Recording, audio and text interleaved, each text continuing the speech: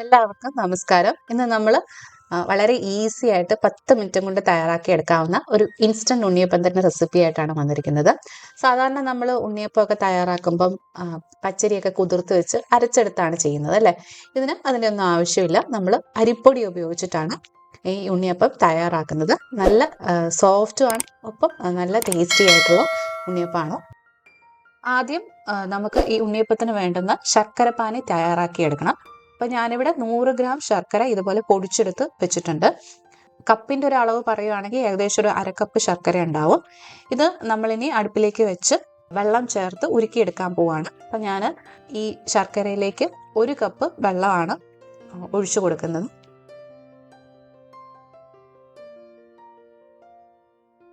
ഇപ്പോൾ ശർക്കരയൊക്കെ ഉരുകി വന്നിട്ടുണ്ട്.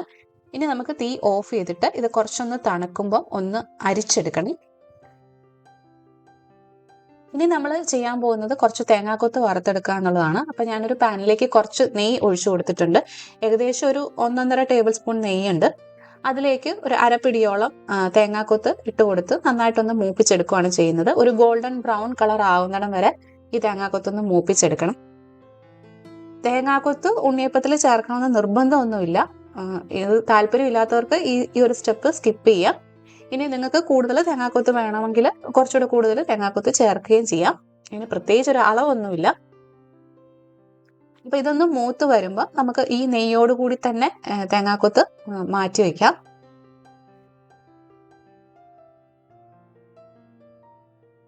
ഇനിയാണ് നമ്മൾ ഉണ്ണിയപ്പത്തിനുള്ള മാവ് തയ്യാറാക്കാൻ പോകുന്നത്. അപ്പം അതിന് വേണ്ടിയിട്ട് ഞാനിവിടെ 1 കപ്പ് അരിപ്പൊടി എടുത്ത് വെച്ചിട്ടുണ്ട്. വറുത്ത അരിപ്പൊടിയാണ് എടുത്തിരിക്കുന്നത്. നമ്മൾ പത്തിരിക്കും ഇടിയപ്പത്തിനും ഒക്കെ ഉപയോഗിക്കുന്ന വറുത്ത അരിപ്പൊടി, പുട്ടുപൊടിയല്ല, നല്ല നൈസായിട്ടുള്ള പൊടി. ഇനി ഇതിലേക്ക് നമ്മൾ ചേർക്കുന്നത് കുറച്ച് പഴം ഉടച്ചതാണ്.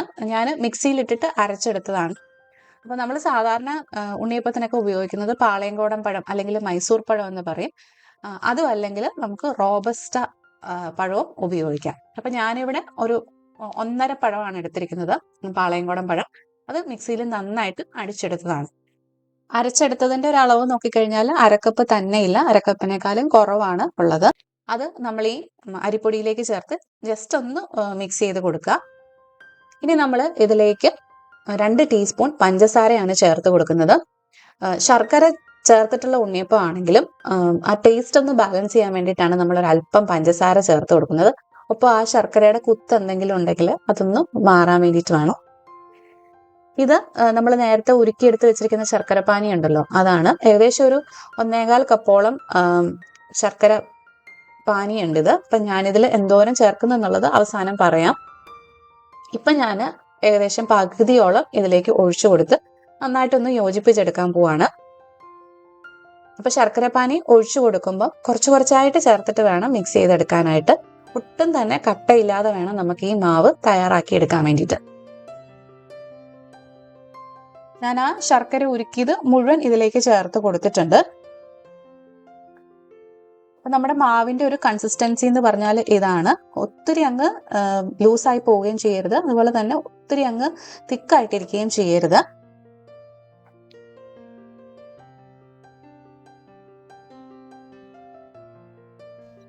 ഇനി ഇതിലേക്ക് നമ്മൾ ഒരു നുള്ള് ഉപ്പും കൂടെ ചേർത്ത് കൊടുക്കുവാണ്. അതും നമ്മൾ ടേസ്റ്റ് ബാലൻസ് ചെയ്യാൻ വേണ്ടിയിട്ട് ചെയ്യുന്നതാണ്. പിന്നെ നമ്മൾ ചേർക്കുന്നത് ഒരല്പം ഏലക്കാപ്പൊടിയാണ്. ഏകദേശം ഒരു 1/2 ടീസ്പൂണോളം ഏലക്കാപ്പൊടി ഞാൻ ഇതിലേക്ക് ചേർത്ത് കൊടുത്തിട്ടുണ്ട്.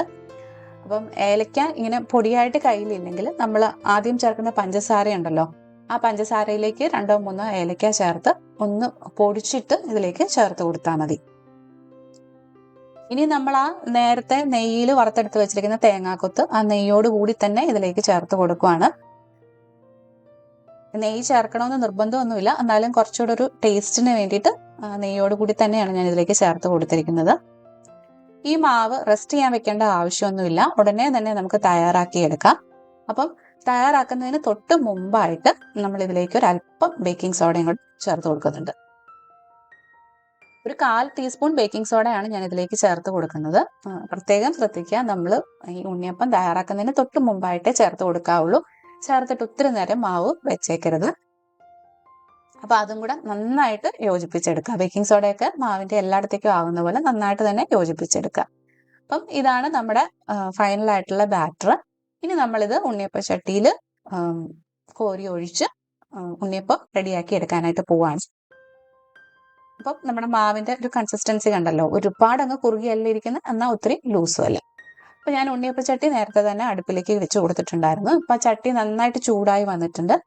ഇനി ഓരോ കുഴിയിലേക്കും നമുക്ക് ഇതുപോലെ കുറച്ച് എണ്ണ ഒഴിച്ചു കൊടുക്കാം.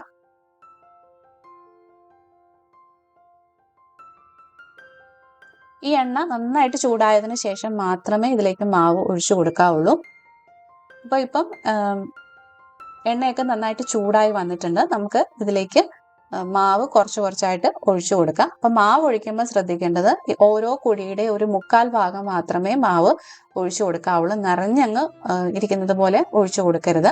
അപ്പൊ ഞാനിവിടെ ഏകദേശം ഒരു 1/4 ടേബിൾ സ്പൂൺ മാവ് വീതമാണ് ഓരോ കുഴിയിലേക്കും ഒഴിച്ചു കൊടുക്കുന്നത്. അതുപോലെ ഇവിടെ ശ്രദ്ധിക്കേണ്ട മറ്റൊരു കാര്യം ഫ്ലെയിം ആണ്. ഒരു മീഡിയം ഫ്ലെയിമിൽ ഇട്ടിട്ട് വേണം ഇത് തയ്യാറാക്കി എടുക്കാനായിട്ട്. നമ്മൾ തീർത്തും ലോ ഫ്ലെയിമിൽ വെച്ചിട്ട് ചെയ്ത് കഴിഞ്ഞാൽ ഈ ഉണ്ണിയപ്പം എല്ലാം എണ്ണ കുടിച്ചു പോകും. അതുപോലെ തന്നെ തീ കൂടി കിടന്നു കഴിഞ്ഞാൽ ഉള്ളു വേകാതെയും വരും. പെട്ടെന്ന് പുറമേ മൊരിഞ്ഞു കിട്ടും, പക്ഷെ ഉള്ളു വെന്തിട്ടുണ്ടാവില്ല. അപ്പോൾ ഒരു മീഡിയം ഫ്ലെയിമിൽ വെച്ചിട്ട് ഈ ഉണ്ണിയപ്പം തയ്യാറാക്കി എടുക്കാം. ഒരു വശം മൂത്ത് വരുമ്പോഴേക്കും നമുക്ക് ഒന്ന് തിരിച്ചിട്ട് കൊടുക്കണം. അങ്ങനെ മറ്റേ സൈഡ് നന്നായിട്ട് മൊരിഞ്ഞ് വന്നു കഴിയുമ്പോഴേക്കും നമുക്കിത് അടുപ്പിൽ നിന്ന് മാറ്റാം.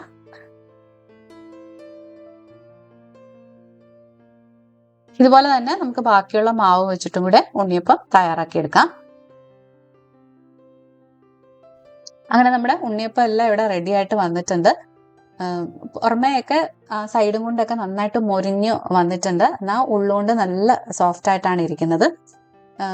ഞാനതൊന്ന് മുറിച്ച് കാണിച്ചു തരാം. അപ്പൊ നിങ്ങൾക്ക് മനസ്സിലാവും എത്രത്തോളം സോഫ്റ്റ് ആണ് അതെന്നുള്ളത്. ഉള്ളൊക്കെ നന്നായിട്ട് വെന്തും വന്നിട്ടുണ്ട്. അതുപോലെ തന്നെ ഒട്ടും തന്നെ എണ്ണ കുടിച്ചു പോയിട്ടും ഒന്നുമില്ല. നല്ല പെർഫെക്റ്റ് ആയിട്ട് തന്നെ കിട്ടിയിട്ടുണ്ട്.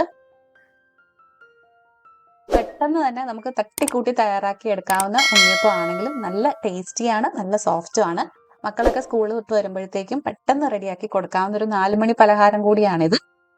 ഇൻസ്റ്റന്റ് ഉണ്ണിയപ്പം ആയതുകൊണ്ട് തന്നെ ഇൻസ്റ്റന്റായി തന്നെ കഴിച്ചു തീർക്കുന്നതാണ് നല്ലത്. ഒത്തിരി ദിവസം ഒന്നും ഇത് കേടുകൂടാതെ ഇരിക്കുകയില്ല. എല്ലാവരും ഇതൊന്ന് ട്രൈ ചെയ്ത് നോക്കുക, നിങ്ങൾക്ക് തീർച്ചയായിട്ടും ഇഷ്ടപ്പെടും. ഈ വീഡിയോ ഇഷ്ടമായിട്ടുണ്ടെങ്കിൽ ലൈക്ക് ചെയ്യാനും കമന്റ് ചെയ്യാനും ഷെയർ ചെയ്യാനും സബ്സ്ക്രൈബ് ചെയ്യാനും മറന്നു പോകരുത് കേട്ടോ. അപ്പൊ നമുക്ക് വീണ്ടും വേറൊരു നല്ല വീഡിയോ ആയിട്ട് കാണാം. അതുവരെ ബൈ ബൈ, ടേക്ക് കെയർ.